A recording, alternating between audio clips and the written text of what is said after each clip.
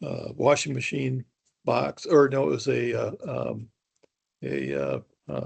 was it a dryer? Anyway, it was one of those boxes that had a lot of the cardboard packing was still in there. And I looked into it and saw they were eating frozen perch. That's where all these cats were in there. And as I'm moving stuff around, a cat jumps right at my face. And to this day, I still wish I would have done this. It would have gone right by me, but I grabbed it.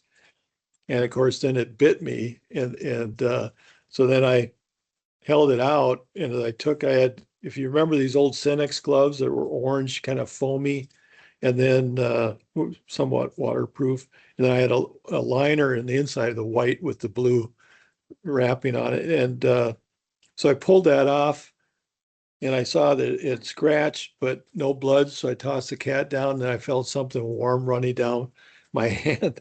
So I'm like, oops, yeah, it broke the skin. So I go to the police department. I thought it was a sheriff, but they're not in. They're in Pheasant on Harvey, and said, "Hey, how's Wells County for rabies?"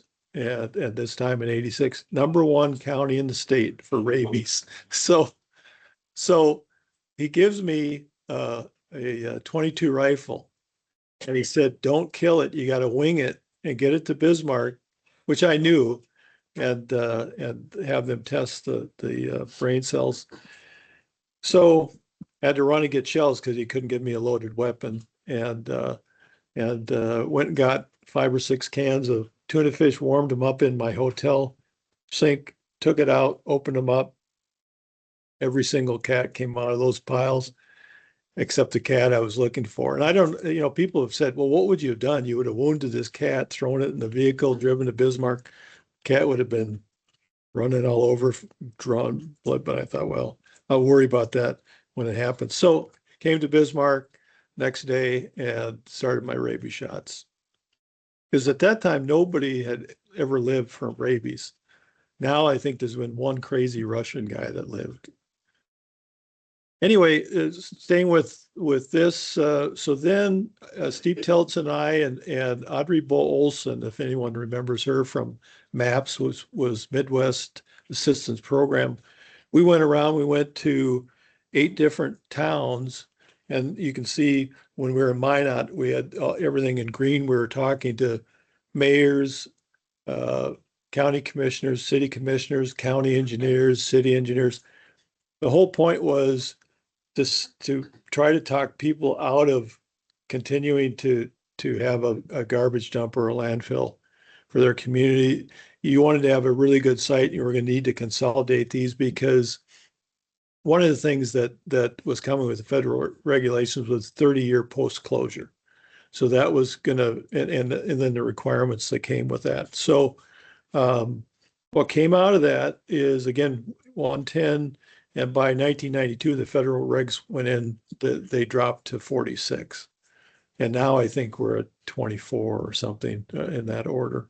So I take a little bit of onus in that did what we were hoping it would do, because, we always pointed out that the cheapest land you could get was usually an old gravel pit or some where you already got the hole. I mean, this is how people are thinking, hey, we already got the hole, we can start filling it in. And so that didn't work. And then at the legislature in 1993, they passed a bill giving the Survey and Water Commission money to go out and look at the other landfills. So this was a direct relationship of the study that we had done. And then 91 or 91, I sent a memo to state geologists at the time, a 2-page memo saying, this is really a bad situation. The health department gets these permits for solid waste. We review them somewhere along the line. Usually it was kind of towards the end of the process. And at that point, it's harder than hell to get somebody out of there. The first thing you do, you bring up something negative, and they say, okay, we're going to contact the governor's office or their legislator. So that was my whole point, is we needed to have input earlier on. And so Bloomley, the state geologist, sent it right to the governor. Governor Center. And within a day of him getting it, Governor Center called Bloomley and said, this really pissed me off. This memo really pissed me off, and then hung up. And then so Bloomley comes into my office and said, "Man, I think we're in trouble," meaning me. And then he had the secretary, "Hey, you got the governor's on the phone." He went back, and what happened is the governor was telling him that and leaned back and ripped the phone out of the wall. So it turns out he was upset that this was going on. Virtually took the wording, much of the wording out of my memo, went right into a draft bill, and then got passed through. And so ever since then, both now Water Resources Division and Survey, we look at the pre-applications, again, trying to get input early on before somebody spends a lot of money and hopefully before they've bought the property. Well, thank God that at the same time I was doing a butte study, looking at all the major buttes in Western North Dakota. So that got me out of the garbage for a little time. Anyway, this is Coffin Buttes in Grant County, the easternmost major butte that contains. We were looking at White River and Arikara rocks, and so up in Kilder Mountain, over a Square Butte southwest of Medora, Bullion Butte. Which is in southeastern Billings County, and then Chalky Buttes, and then off to the horizons you can see Bullion Butte, and then this is from the top of Bullion Butte looking southeast at Chalky Buttes. Over on the far east, which is on our far left, that's White Butte, the highest point in the state. So this is great. The cap rock on these buttes was always really well exposed, and that was at least a portion of the rocks that we were after. But then a lot of the slopes were pretty well covered or had debris on them. But we were often looking for the bear den member. I didn't know if this shows up my pointer. But anyway, you can see that, and then John Hoganson down there for scale. And then as we put together cross sections, but the whole point was we looked at all of the major buttes in Western North Dakota to try to correlate those. So this is one of the things that it took a lot of years before I could even look at something like this. But what happened is when we came down from Grand Forks, we had a pruning machine, which nobody even remembers what those were. But you had to take, if your map had 10 different units on it, you had to take these orange sheets, plastic sheets, and you had to cut out through them. You had to cut all that out, and then you put them on a base map, and then you would peel off for each color, and that's how you would make a map. I mean, it was even more complicated than I'm making it sound. Well, we came down to Bismarck. We brought the Bruni map. Nobody knew how to do anything with it. And so then we were switching over to GIS, and I got caught in the middle. And so what these maps represent is I had to take all these 7.5-minute topographic maps. Many of them were multiple, like 3 or 4 in the area. I had to tape them from behind, try to line them up, and then tape them from behind. And then we talked with the company that was they had to photograph them to get these negatives and then put the maps out. I said, okay, well, I'll use colored pencils and then Kleenex and this. They said, that doesn't work. You got to use magic markers. So these are all magic markers. And I had to learn very quickly just how far out that ink would bleed, or else you'd get lines every single time. It was a nightmare. And you can see up here in the Kilder Mountains, pink was the toughest to work with. And so you can definitely see those lines in there. It cost $21,000 just to get the negatives made for that. The most expensive publication we've ever put out. So speaking of Kildare Mountains, spent a lot of time in there since I was mapping Dunn County and then doing those buttes. This is Medicine Hole Plateau. That's Medicine Hole there, which in the early days had a sheep's fence going down it. And so you could climb down in there on that fence. I got about 4 feet down into it. The ledge right at neck level, I was so sure there would be a rattlesnake there, I decided not to go any further, which is interesting because you follow this crack down at the base. Every single time I've been down, there's rattlesnakes. So there's rattlesnakes in that area that probably go back in there because it's cool in the summer.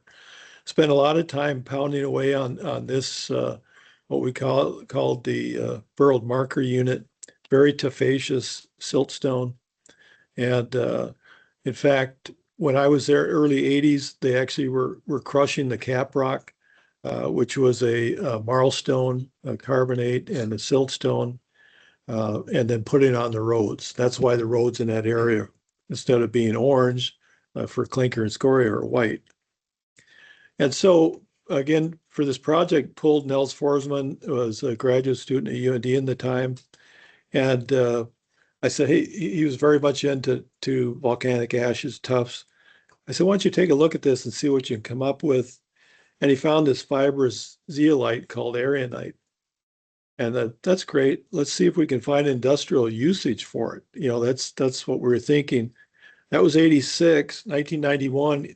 EPA puts it under their Toxic Substance Control Act, unbeknownst to us. And so years go by, and then 2005, Nels calls me because he was watching a presentation up at UND by USGS geologist Jeff Plumley, who pointed out that this can cause mesothelioma. And so it's one of the things you got to watch for in North Dakota, because he had seen Nels's publication, so he knew he had aragonite. And that became a long, drawn out, and you can see, I realized, I said, okay, who knows where this is going? I better document every single thing I'm doing with this. First thing I did is reached out to a company that was looking at the Linton ash.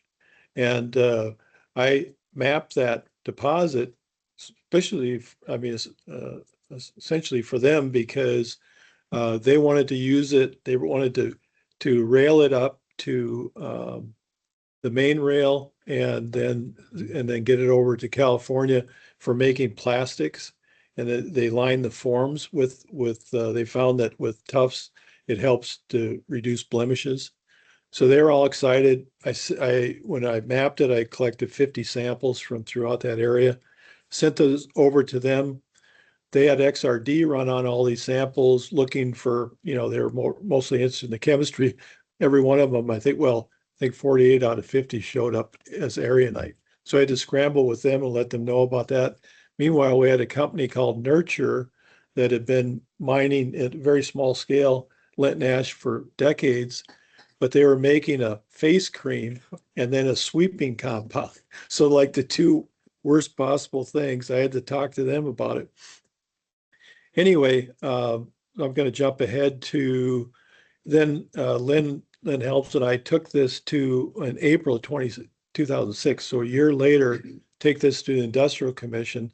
I talked with Dave Glott. I said, well, we need to get EPA in here, to CDC, whoever. And then in talking to them, the only way they'd come in is if they had a reason. So it came down to, we basically needed to go up there and get on the roads, which we did April 25th, and see if these fibers really were making it from the road. So we knew what we knew from the work Nels had done, it was in the rock. So then you've got these pediment gravels coming off of the Kilder Mountains that are sloping away from the mountains.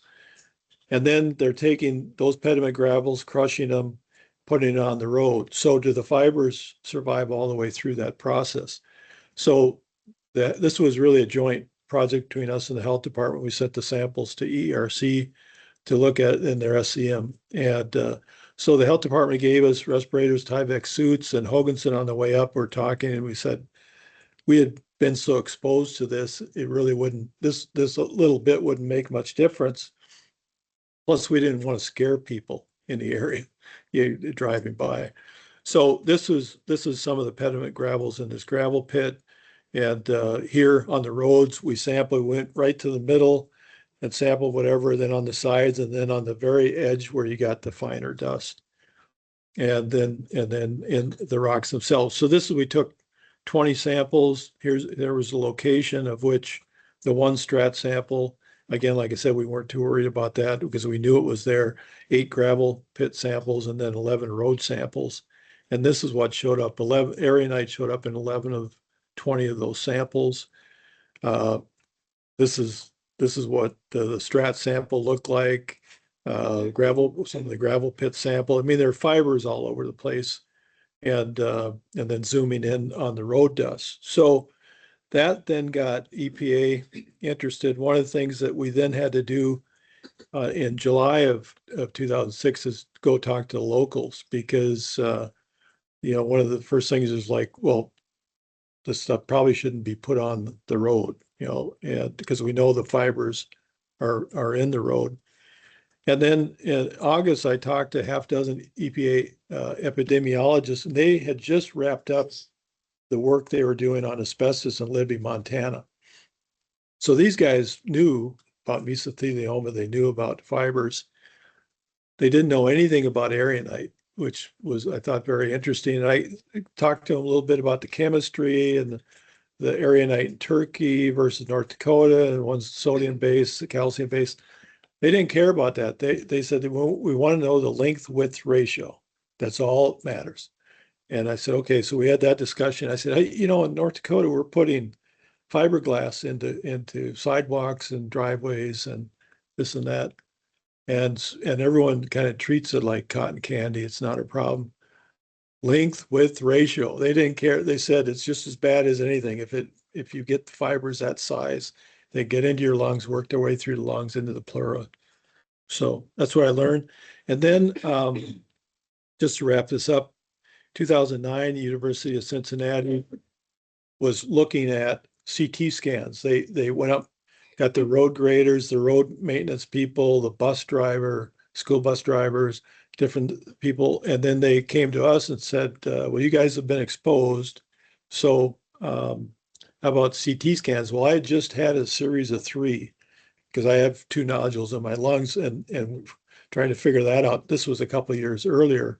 And if you go through that, it's the initial one, I think it's 6 months and then 12 months, or 6 months and 18 months. But I said, I'll be happy to send you those. And they said, well, it may not fit our protocol exactly, but yeah, we'll take those.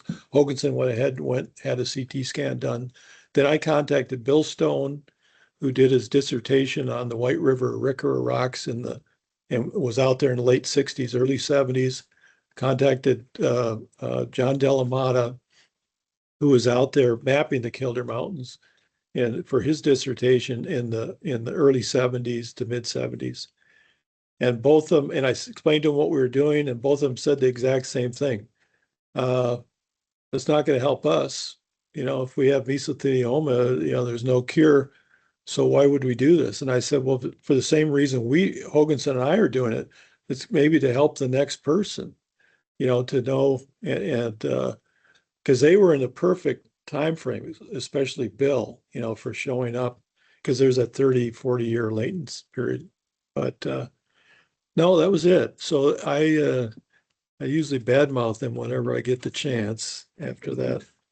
Anyway, luckily we had mapped these rocks, and so we could very quickly within a day or so, we put together maps for DOT and the health department, including we knew the roads where gravel pit was going. We also, from that Butte study, and that's how these projects you'll see kind of intertwine.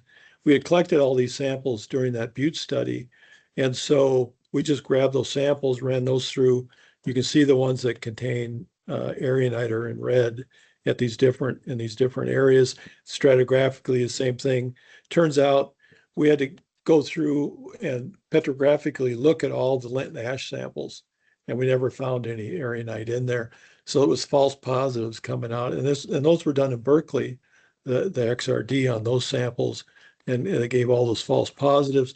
We only did 4 Chadron samples, but didn't find erionite there, but definitely in the Brule and the Arikara, and then up in those pediment gravels. So one of the things, this is out when we're out with the EPA, but Scott Raddick, who was with the health department at the time, that was one of the things we were looking, okay, the fines have gone down to the baseball.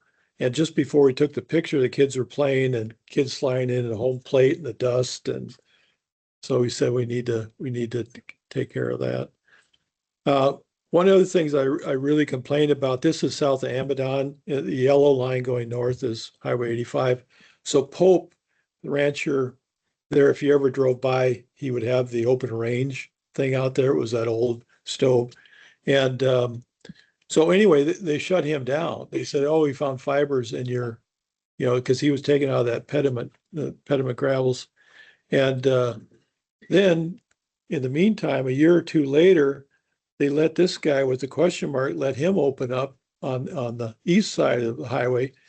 Meanwhile, DOT on the north to the north had done a bunch of drilling, augering.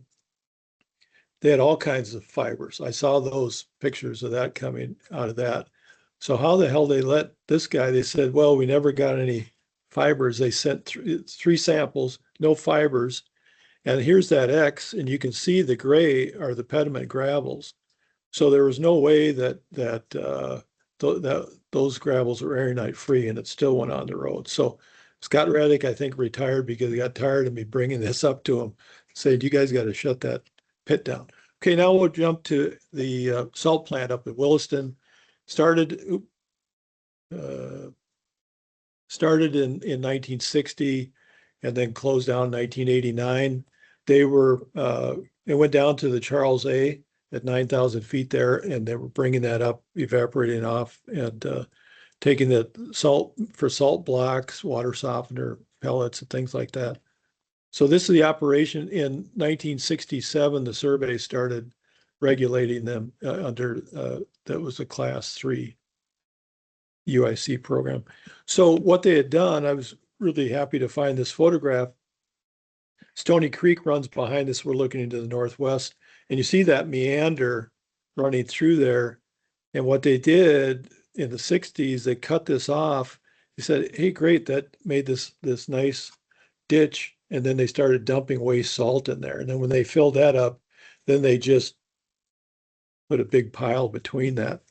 So we came up, started looking at it. The groundwater was pretty high in chlorides, tens of thousands. Background is 25, and we said you got to clean things up. And so they came in and plugged back their Charles A well up to the Indian Carrot at 5,000 feet or so, and started injecting first all of that cooling water you saw that was very high, and then the contaminated groundwater, cleaned it up from 40,000 to 16,000 before EPA noticed that they were exceeding the frac pressure in their injection. And so I spent months pleading, screaming, begging EPA officials in Denver. I said, can you do a variance? Can you let them do this? Because you see, it's a theoretical problem versus they're solving a real problem. But we couldn't get anybody from EPA to make that decision. And so that was it. So then we were left with, they had a consultant, Huff and Huff, out of Chicago, who thought we were a bunch of rubes, and thought he could kind of steamroll us, because we kept saying, you got to move that salt. You didn't put it there. This is the fifth company, AKZO. But I said, you're responsible. And so basically late 80s, early 90s was a drought. And we kept waiting to get more infiltration, get some recharge through, get the salt moving. We could show increases. But thank God in August, the site flooded. And their big, I put a red X there at that pile, everything but the pile flooded. And so this comes right from the report, Hardy dump above flood level. So they were all excited about that. And luckily the numbers skyrocketed in all the monitoring wells we put in. And then also in Stony Creek going down into the Missouri. So then they had to move that, and they took it to either Dishon or Hexham, which I was out there. I looked at both of those, and I'm like, damn, this is going to be my next project, because that site looked like it was a problem too. Or maybe they hauled it up. They put it on. That's right. They put it up. In the pit. That's right. That's right. Yep. I had to work with them on it. That's right. They put up there. That was the other one. They were looking at Hesham and Dishon, and then they went up on that, which I can't remember if they put a liner in there, but I didn't care, because we got out from underneath the bond. Oh, that's right, because they took that over. Because we had like a 10-year bond on it. They put their salt in there, and they took over the bond. They were weren't free the and clear. they weren't the first. I saw some other people dumping some stuff up there, but I think it was mostly concrete. But Now, they anyway, also took one of our pits and turned it into a garbage dump too. So. yeah, well, that's true. Okay, so anyway, that it took us a while, but we finally got that pretty much resolved. Had to take that to the Industrial Commission, over that whole time period. Finally, Governor Schaefer brought up one time and he goes, I'm really getting sick of this. You guys gotta get that thing resolved. Well, the last thing to happen was that the building burned, and you kind of wonder about that, but oh, sorry. And so this was over the winter of 95 into 96. So Dave Glott and I went up to inspect it, and we walked into the plant. And here's Dave's comment: "Is look how nice the snow is across the floor." We were thinking it stayed in there. Things were starting to thaw, and we walked a couple feet into that, and we realized, when they were fighting that fire, the whole building was asbestos wrapped pipe. And of course, they were fighting that fire and all that asbestos. So we were walking on the asbestos, and it took about another step, and that was it. We ended our inspection. But I like to tell Dave that. And we got, the people at the facility in town blamed us for the plant shutting down. And because 2 years before it shut down, we started instrumenting, we were finding things. But here's what really shut them down. This is up at Belle Plaine, up in Saskatchewan, west of Regina. So Mosaic has this huge potash plant. And you can see the Canadian Salt is this little building, bigger though than the plant at Williston.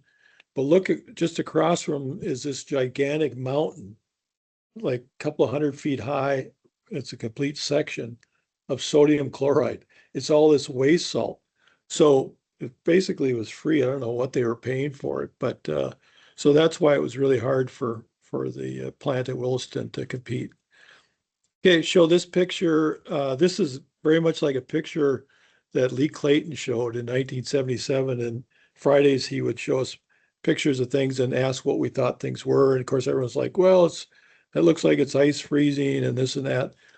This is a pond that up at Miller Lake in Divide County, where in the 50s they created this pond, and they would pump in the late summer. They would pump water in there and then just let it cool naturally, and it's full of sodium sulfate, Glauber salt. So then in the fall, which is when this picture was taken, and that water starts cooling and evaporating out of there, it drops that salt. And so this is, and again, he showed a picture similar to this, and we are like, yeah, that's ice, but well, that's Glauber salt, sodium sulfate. And you can look out into the lake, which is this is Miller Lake right here, that is pretty shallow, and you can see some of the salt forming at the bottom. Also in these lakes are brine shrimp, and up in Quill Lake, the Saskatchewan, they would harvest these and they'd be utilized for fish food. So we went up there. This was the first report of investigation that the survey did a lot of bulletins, but in 49, I think, put out the first RI. Irving Grossman looked at these lakes. We came back to have another look. And so we had to go out and drill this multi-ton drill rig out on the lake. So the frozen lake, the first thing we did is roll the windows all down when we drive out there, so you could try to swim out of there if the ice didn't hold. And I read an article that was put together by geologists from the Montana Bureau of Mines and Geology. And they did calculations in the 50s because of the high salt content of these lakes. They said the ice wasn't stable unless it was below -20 Fahrenheit. So we went out here late January, early February, the worst possible time, hoping that then the ice would be more stable.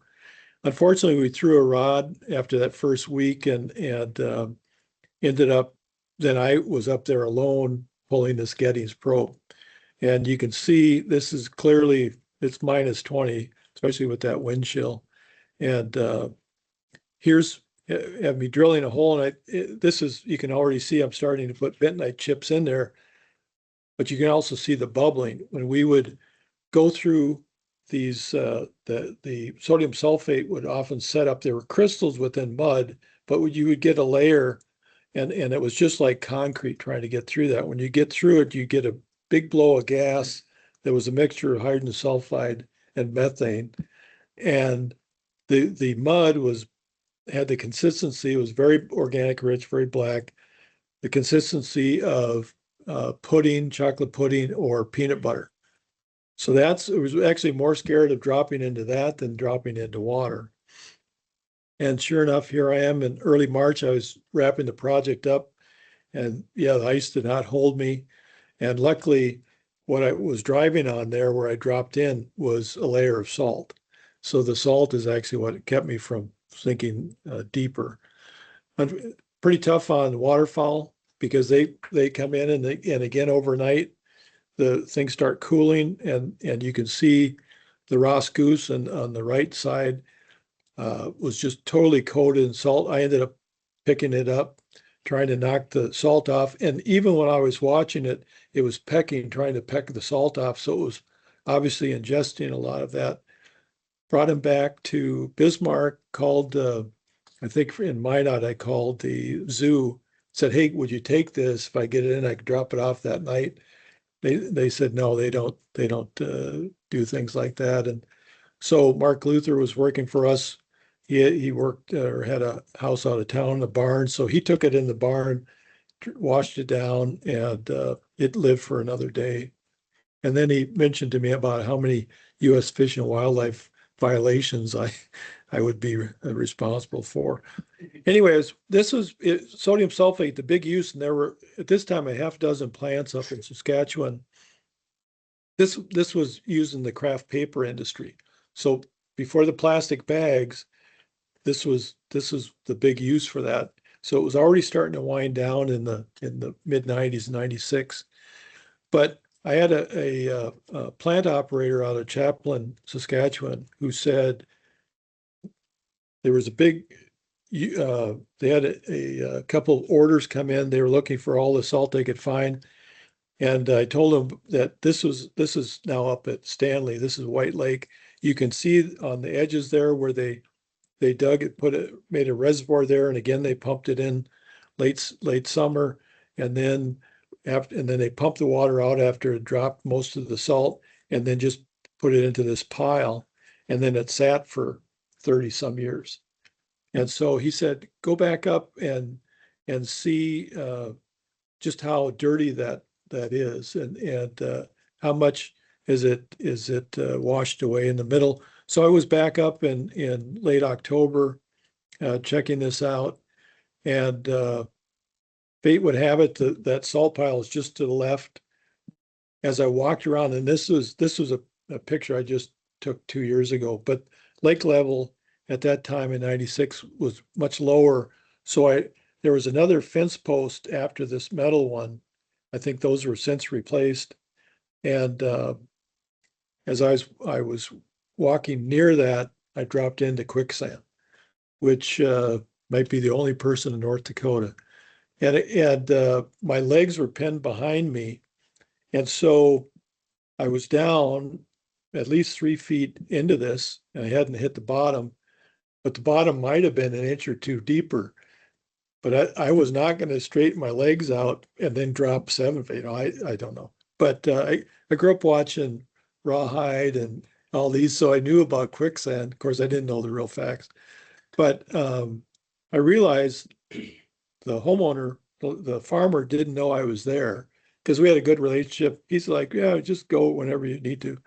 And it was like 4:30, and it was starting to get towards dusk. And I thought, I got to do something or they're going to find me in the spring or something. So I reached out as far as I could for that fence post, grabbed it, and it came apart in my hand. It was just powder from all that salt. And now I'm really screwed because I'm laying on my side, but I ended up wrapping myself up in the barbed wire at the 3-wire fence and rolling out on top of that.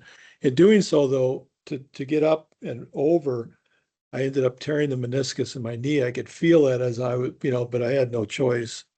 And So that's one of my stupid things. Talked to the farmer 2 years ago. I hadn't talked to him in 20 years and almost 30, and told him about it. And he said his sons, grandkids had been all up and down that nobody had ever dropped into quicksand. I said, well, maybe it was just a few days or a week when the conditions were such that had developed there. And that's going back to that pile. Okay, here's a project up at Tulna Coulee that Water Commission came to us and said, we want to put an outlet on the controlled outlet on Stump Lake. We need to know, in order to defend this with the Canadians, keep us out of going to the World Court, The Hague. We can clean that Tulna Coulee out to the time of statehood. And do you have any way of doing that? Well, we'd been doing pollen work on the KT boundary with palynologists. So we said, yeah. I also know Russian thistle came in right around the time of statehood, spread very quickly across the state. So we can look for that. And so we ran up in March, and probably one of the stupidest things I've ever done. It was a nice day. And again, this is the 90s. You didn't know what was going on with the weather, nothing like today. And so got up to, and Fritz and I got up to Devil's Lake, and we didn't know who we were going to be picking up. Maybe we were meeting Durbin Excavating at the site. And so that's what's happening. I keep leaning on this. It's the backspace. Yeah, I got to go back. Sorry. And so we dumped all of our gear off at Devil's Lake. I had a half tank gas, didn't fill up. We go down, it's like 20 miles to Tulna. Get there talking to Durbin, and all of a sudden the guy was on the radio. They had brought a tandem dump truck. They pulled the excavator with that, the backhoe, and he comes screaming and said, "There's a blizzard on the way." So okay, we jump in behind them, this tandem dump truck. We go 10 miles on the road, and the minute we hit this gravel road, it started snowing so hard you couldn't see anything. We follow them for 10 miles. We're going north. There's a turn to the west, and they get high centered on this tandem dump truck. And so we dig them out. I don't know if you've ever seen Runaway Train, but at the end, they just as we got them dug out, they just disappeared. They went about 10 feet. We couldn't see them. And Ann turned to me and screamed into my ear, "Are they coming back?" I'm like, "No, they're not coming back." So we had to turn around because we knew we couldn't never get through there. And then we had to make it 9 miles. I think it was 9 miles back. And the problem is when the snow is coming across the road so hard, you can't see. You tend to drive, so I was so worried about going off on the east side of the road. I was overcompensating. So twice we got hung up on the west side. And I had to get out in the middle of the road and dig the vehicle out. And the whole time I'm like, I hope they're not coming back, because I was laying in the wrong place. The sheriff had called. We got all the way back to Roger Johnson's farm right there where we were working. And the sheriff had called him and said, "Hey, hopefully they're going to come back because we can't go out to find them." So this was the scene 2.5 days later. We were stuck there. So it got off to a bad start, and then we shoveled the area out and did some drilling, and then came in with the backhoe, rode the bucket down, another stupid thing, but survived. And then again, we were looking at, where was this when you look at the 30s and you see where homes, farms have been inundated with sand dunes. We thought, well, hell, maybe there's 20, 30 feet in here. Who knows? Turns out there was a foot in the area, but this is what we were looking for. I mentioned the salsola, Russian thistle. We also grabbed all the wood we could find because we were also interested in dating the whole thing, whatever we could find in there. And so I'll just jump right to in 2011. So we did a report, got that to the Water Commission. They would have left it been 10 feet instead of 1, but that's what it was. So 2011, they asked us to go back And I said, okay, yeah, we can do that in the fall or next winter. And they're like, no, we're saying like next week. Can you get up there? And so Fred and I ran up there. And if you can imagine, if you know Fred's expression, he's not real happy because it was miserable work. We had to push. We couldn't get in there with the Giddings probe. It was too wet, and so we were having to push these core barrels down. And that wasn't the hard part. The hard part was getting it back up. You had to dig the damn thing out. But mosquitoes were unbelievable outside of the cattails. Just you could hardly breathe. You got into the cattails, covered with tick. No mosquitoes, but all ticks. So it was an interesting situation. And we got no pollen recovery out of that, which was surprising. But I mean, the reason they were in a hurry is that in October they started digging this for this outlet. And so that control structure, which is shown there, and then this is where that yellow box, that was the area that we were focused on. And then the Roger and Phoebe Johnson farm was just to the north there. Okay, 2001, 2005, we were doing the North Dakota roadside geologies, and we did all the work for that, all the pavement, drove all the paved roads in the state, did all the road guides, and we were getting ready to start writing that up. So Mountain Press contacted and said, hey, how about a book on Lewis and Clark? Okay, we could do that. Okay, we got to have it in our hands by 2003. So we did one chapter, got it to them, and then we were under the gun to get this thing out, which was actually was a lot of fun. We followed along the Missouri, and then we tried to match locations where Clark or Lewis or one of the sergeants made a comment, and we spent a little bit of time around the mouth of the Cannonball, which this was before everything else happened there. But what was interesting is they picked up one of these spherical concretions out of the Fox Hills and they used it as an anchor. So then when the keelboat came back from Fort Mandan bringing samples, one of the things they brought was that they brought that along. And then at the end, it ended up, Jefferson would have gotten it. Then it went into Peel Museum. And then it ended up in front of the Philosophical Societies, one of those, they're right off of Constitutional Hall. So I went to Philadelphia, and here's another example. Well, I jumped ahead. So here's another example. We used photographs we took, we flew the area. And then we also, Vern Erickson was kind enough, he did a lot of illustrations for us, and those ended up the book with some of the others. But here's all the presentations we gave over that time period, 36. But the worst one up at the very top was, I guess I can't stop sharing my screen, so we'll just leave that. But anyway, that was Festival of Books, was in Kirkwood Mall, was just outside of Hallmark, Hatch's Hallmark. And so we're talking, and this group of junior high kids go by and they start heckling us, which I thought was kind of funny, really. But then I knew this was coming. Of course, they went all the way up the mountain. They came back around and heckled us all the way back on the other side. So anyway, that was an interesting time, but it gave all those presentations.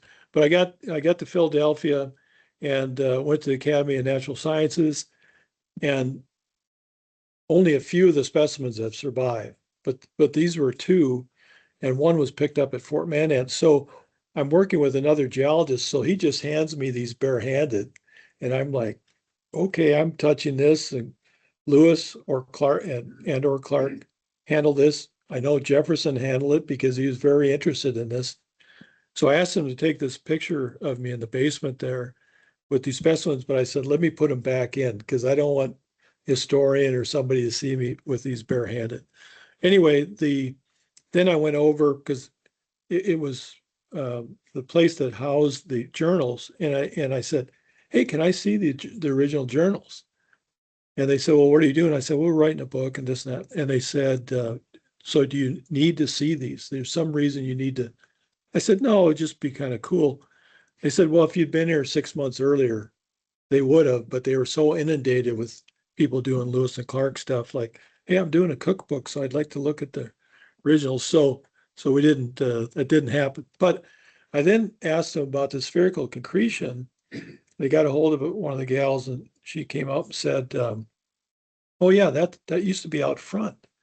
And then it's just, so I don't know, it's gone now. We don't know where it went. I thought somebody figured out what that was and took it. So I was a little bit late on that. Okay, couple of quick things. Let me get a sip of water. Here's did this project 2011, 2013, looking for a source for ceramic proppant in North Dakota.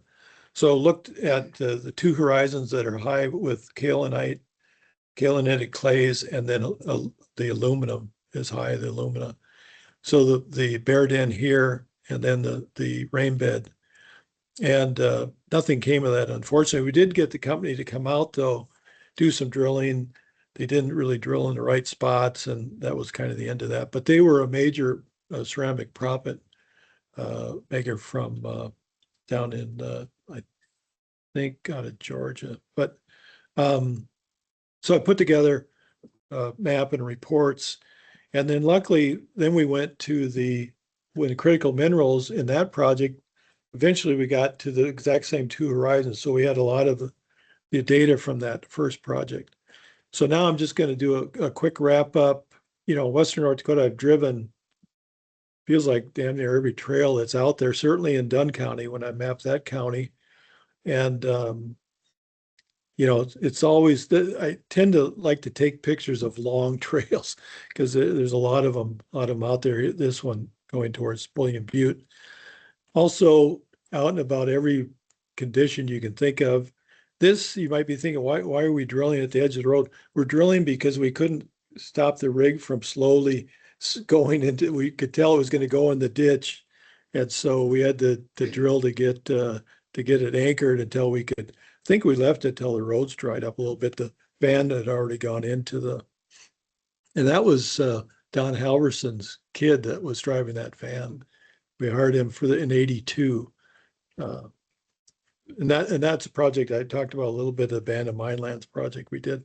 So out in the fog, out in the snow, and one thing in the summer, especially this time now through July or into August, spend a lot of time watching the sky, you know, for thunderheads, mostly concerned about hail and certainly lightning, less so for that. Of course, you always get a rainbow at the end. Done a few of these where you get down, you're just about to the end of measuring a section. I'm like, well, I'm going to finish it. I don't have to come back. This is near Bill Johnson. This is near Fiddlin' Bill Johnson's ranch in Golden Valley County, not to be confused with the nearby River Bill Johnson's ranch. That's how they keep them separate. Amazed over the years of how quickly a farmstead will go bad on you. You know, once it's abandoned, how quickly the pain will go. It always seems like, you know, once you get one window cracked, the rest of them go pretty fast. And I don't know if somebody decides to throw some rocks or if that's hail or what. Made a lot of friends over the years with farm and ranch dogs, which I did. This is Kenny Miller's down at south of Huff. His dog's on the left. This one is down in Sioux County. This dog with the red eyes seemed he was pacing around behind me. I was talking to the 10-year-old boy, asked where his parents, you know, anybody home. He said his mom's in the house. And so I opened a little gate, and just as she started coming out the door, and the dog attacked me, got the inside of my leg, ripped that pant leg almost totally off. Luckily he had no skin, he just had cloth. So, but here Hogan's and I had to come back the next week, and she said, don't ever come back to the house. Just whatever you do, just go open the gate, you know, this and that. And so we're waiting to get the gate open that's in front of there, but we're also trying to outweight that dog. I couldn't get Hogan's. I kept telling Hoganson, he's a nice, friendly dog, you know, he's not going to hurt you. Got plenty of pictures of snakes. This one was an interesting one. Kildare Mountains, a grad student and I, and Al Larson, and he kept, and we would kid each other a lot. He kept saying, "I can hear a snake." Well, it was windy as hell, and I said, "Yeah, yeah." And then out of nowhere, this little sagebrush up there, this snake was one of the thicker rattlesnakes. You can see how many rattles it's got, but you also look at its eye; it was molting, and so I put my pick on him so I could slow him down to get a picture. And I don't apologize for being, somebody said to me once, "Well, you should try to move and get your shot." I said, "Man, I was just trying to get a picture." And plus you want that for scale. But I put my pick on his back and you can see just that little bit of holding him started ripping that skin was ready to come off. And I was always amazed at how, I see these rattlesnakes in the spring and they're green. And I just wonder, is it just the UV light that they basically tan like a human, or if there's some, but that snake's the same color as those rocks, well, as close as you could get. And snakes are not the problem. Rattlesnakes, a bull snake will chase you forever, but a rattlesnake, you pretty much have to irritate it or let it know you're not going to let it go by to get it to curl up and rattle and strike sometimes. But actually, bentonite out there, the swelling clays, much more dangerous because they dry on the top, and you step on that, and it's there's no, you just slide.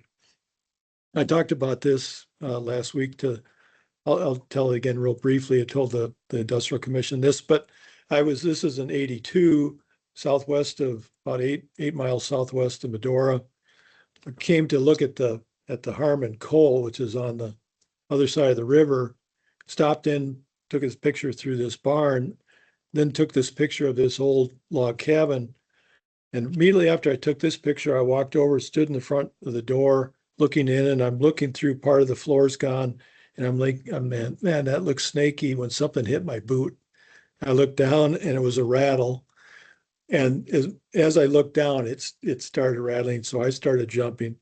But again, I was within inches of that snake. It could have bit me if it wanted to. And that, as I say, typically that's what they would do. Then I come down, now I'm looking back to the northeast, and you can see both the log cabin and between the clearing of the trees is the barn.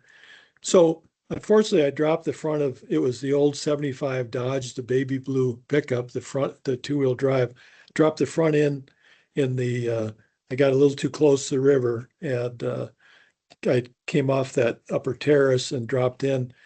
And so I just I walked over here. I'm sure I was saying a few things, probably had to cool down. I was looking for wood, but you can see some scattered wood. And then over on the left, right off the edge of that terrace, is a wood pile.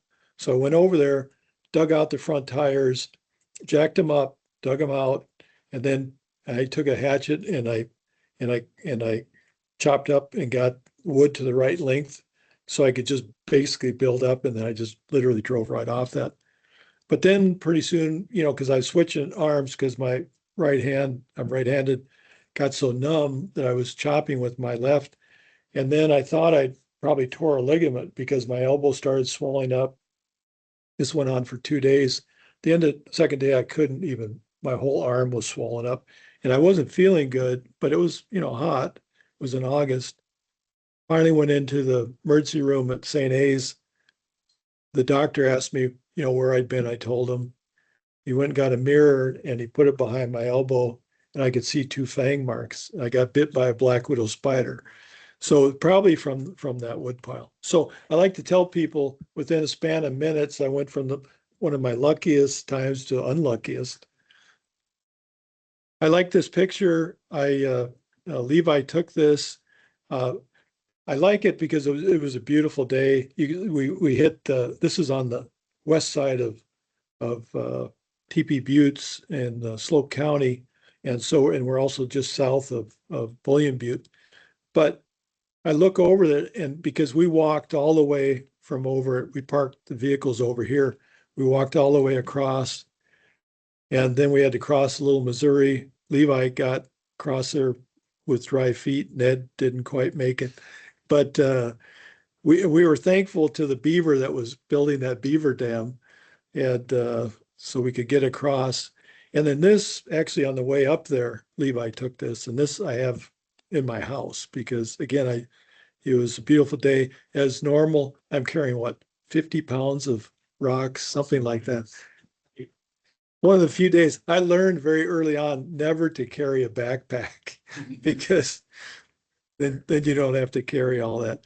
This is my favorite picture that I took of animals. This is, and again, many of you have seen this over the years, but this was again in '82, probably moments before running into the snake and black widow spider. But this is on Tom Tescher's ranch, and I was just driving down the road. I was going to Bullion Butte, and all of a sudden these horses from out just out in the pasture just started running, and they got onto the road and just were running pretty fast to catch up to me. So I stopped, and I figured they thought I looked like the rancher's truck, they were going to get fed. And so I had my camera in a camera bag, and I'm getting that out. And by the time I jumped out, I had learned that I couldn't carry enough water out in the Badlands in July, August. And so I just filled my ice chest up with water, and I just dipped the canteen in it and get refreshed. At some point, and of course it would slosh around, it was leaking a little bit. But those horses, I don't know if it was 3 miles away, half mile, some point they smelled water. And they came in and nuzzled and popped the lid off. And so I got this picture just as they were finishing that thing off. And so I thought, well, you got my water, I got the picture. So so again, this was '82, and I took this, 40 some years later, 42 years later. I show this picture to the Industrial Commission that Governor Burgum had property in this general area. And so I knew he would enjoy that picture. And I thought, before I talk to him, I think this is Tom Tescher, but I better check this. So I get a hold of, I think it was Ted, one of his sons. And I said, hey, this is a weird phone call, but I got a picture that I took, and I explained to him. He said, yeah, send it to me. I'll look at it. And then he got back to me. He said that this, I think he called it a sorrel with the mark. And then this black horse, he said those were definitely his dad's. He recognized those horses. So these would have been Tom Tescher's, who, of course, was national saddle bronc champ in the 50s. And Teschers are well-known ranchers out in that area. So with that, in this with sunset, and as every day goes by, I'm done at the end of June. Feels like it's the sun's setting lower. So happy to answer any questions or to give a part 3 next. I think I've talked out. So I think.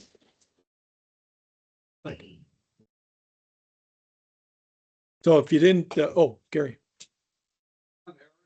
You kept talking about the width ratio. What was it? What?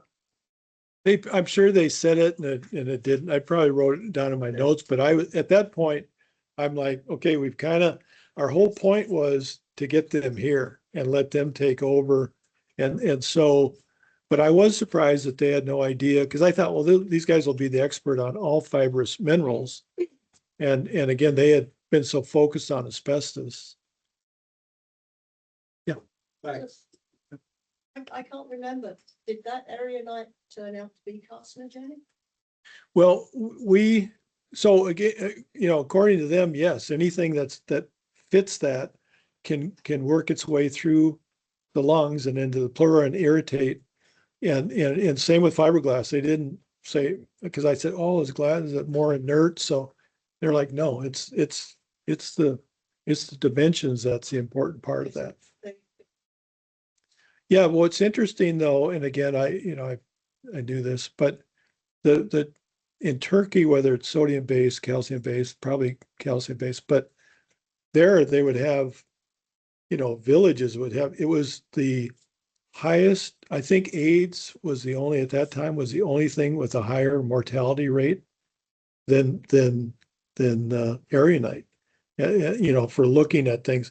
But there they also saw a familiar family connection where these guys are living in houses that are just dug out of the sandstone and it's full of aragonite. And so one family would just be wiped out and another family living in the exact same conditions that wouldn't have a problem. So they were trying to piece that together. But this was like, this seemed to be very early on in things in North America. And I just haven't, we were like, okay, we did what we needed to do. We got them. We found the fibers, got them here, and then kind of moved on.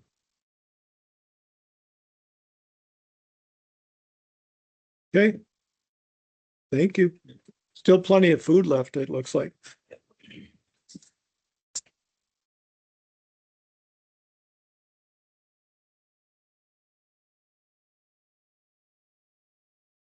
You can answer this ahead or somebody else can. When will these presentations be posted on YouTube? If you want.